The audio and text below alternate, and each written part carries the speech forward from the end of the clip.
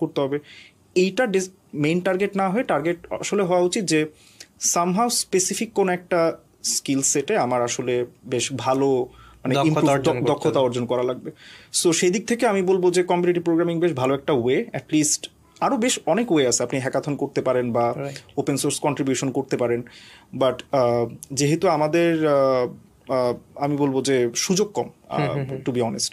So সেই দিক থেকে আমি কম্পিটিটিভ প্রোগ্রামিংটাকে একটু আগায় রাখবো, কারণ মোটামুটি পাথটা প্রুভেন, আপনি জানেন যে যদি এভাবে আগান আপনার প্রবলেম সলভিং স্কিল কিছুটা হইলেও ডেভেলপ হবেই। অ্যান্ড টু বি অনেস্ট, বাইরের কোম্পানি হোক বা আমাদের দেশের ভালো কোম্পানিগুলো হোক, তারা আসলে চায় যে এরকম ইঞ্জিনিয়ার বা ফ্রেশ গ্র্যাড যারা অ্যাটলিস্ট তাদের প্রবলেম সলভিং স্কিলটা ভালো, ফ্রেমওয়ার্ক আপনি যদি জানেন অবভিয়াসলি প্লাস, কারণ আপনি ডে ওয়ান থেকেই হয়তো বা কন্ট্রিবিউট করতে পারবেন।